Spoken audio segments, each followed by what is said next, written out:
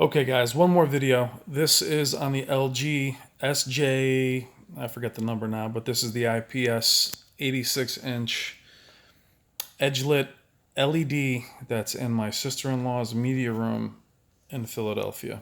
And I came in here actually just to do a quick video to show you guys the size of it. I was going to check for some screen uniformity issues. Unfortunately, there isn't YouTube.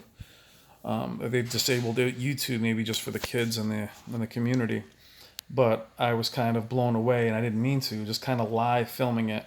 The flash lighting just really was something. So what I was looking forward to was seeing some Dolby Vision and watching some of the newer shows. Altered Carbon is here, some of the Marvel ones, even do maybe some grain hater video on it, but that is flash lighting at its maybe worst I have ever seen. Now, why am I doing so many videos on this is I want you guys to really be able to recognize the difference between the three different defects.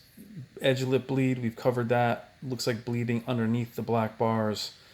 Blooming being something that does come and go. It's, the specular highlights creating some brightness in the bars, but then that goes away. Now here you are at a screen. I'm just literally sitting here trying to watch this. And the intention was I was getting up to go to the gym in this, they have a nice gym here. And I was like, let me just shoot a quick video. And this will be my third video. The idea was just to show you an 86-inch LG. Maybe make it an option for those of you looking for a low price, very large display. The styling of it is very, very nice. And I just put it on just quickly to show you guys. And my jaw just hit the floor. I mean, it's unbelievable, the flash lighting that's here. You can actually see it above the door frame to the top of the screen and the whole thing. Now, there's no explosion here. Yes, there's a lot of light here. This is also Dolby Vision. So I imagine it's really pushing the display hard, but this would not be something that I would find watchable. So one, the pixel density of something, this large is going to make the picture quality not as good as the smaller displays anyway. But by sitting here, I'm dead center. I'm actually far away. I'm actually behind that first row. So I'm back here. I'd say I'm probably 16 feet away. 12 to 16 feet away, maybe a little bit farther. And that's bad. And I'm chest level, so I want to give the TV every shot I could. But when you guys asked me about defects, and that's what the channel really started. Real quick, the channel started because I had 11 defective displays. The Samsung's, a Vizio, a Sony, but I went from mid to the highest of high. And the biggest culprit, other than some dead pixels, which I could have actually lived with, was flash lighting.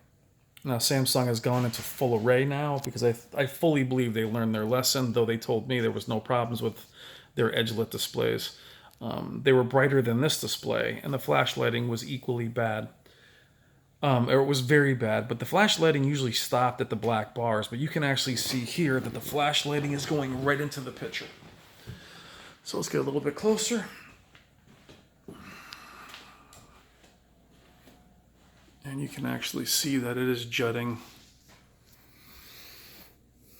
right into the picture.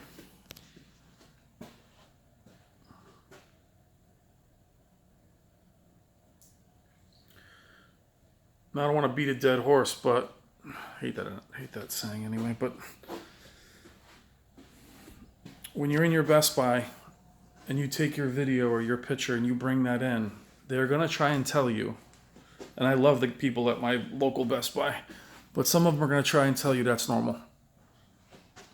That's not normal, guys. And that is not blooming. That is flash lighting. Just check it out. Just spotlight. It's just a spotlight jutting in.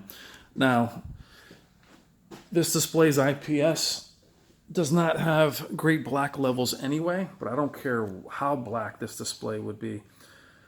The actual flash lighting is brighter than the image. Now, panning through to a more active scene, it's an outdoor scene. The display is actually at its best. simply because it's just the brightness of the outdoor takes away from the brightness of the flashlighting. But you also see why, again, in store, if I was displaying this display, especially as an open box, I would have this thing on as bright a vivid mode as I could, and I would keep it on a nature 4K, video series, full screen. So looking at this initially, you're like, oh, that looks better. But again, look into the black bars.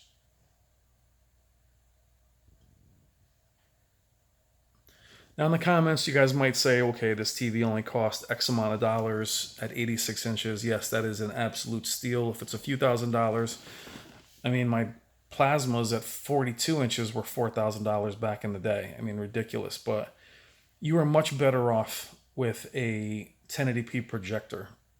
I mean, my 1080p projector, 200 inches, blows this thing away. But to deal with these kinds of flaws is just unforgivable. You should never have to deal with this.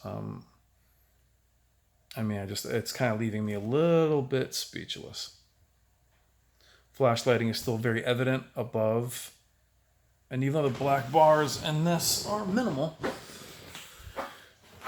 as we come back up, they're there. Now let's put the lights on, and they will be not as evident, but the reflections aren't great on this TV either. Sit back down. And that's much better. So yeah, in sunlight rooms, would this be a good option? Sure. If you're watching ESPN or full screen, yeah, that'd be fine. But again, if you're buying these displays, part of why you want to buy them is because they have Dolby Vision, they have HDR, but HDR is an absolute mess. Now, is that on every one of these panels? I have no idea. I'm not saying, or it's an LG issue. Believe me, my Samsungs were an absolute mess. I've had plenty of Edgelit Sony complaints as well. So this isn't a LG video, but this is on an 86-inch TV, and I really want to check it for uniformity.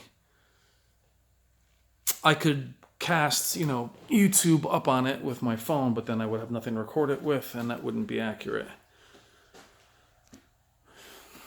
Now the styling, I love them. They don't even take the plastic off. It's probably been here for over a year. But the styling, I like LG. I like how minimal, they have. This is a kind of a bare bones. Again, this is their, I believe their mid IPS. But now quick, I'm going to do a video on this as well. When you have your displays delivered, guys, I don't care who it's from. Find the biggest guy, friend of yours, whoever, have them there to greet the drivers as they come in. Be very kind and welcoming. They're going to reach into the box. There's going to be a little space between the styrofoam and the carton to grab the display. They will grab it like this. They need to grab it like this. Especially thinner displays, I'm telling you, they're squeezing these panels. They don't mean to, but they're there just to deliver it. We'll do a delivery video, actually, because I've learned a lot through that.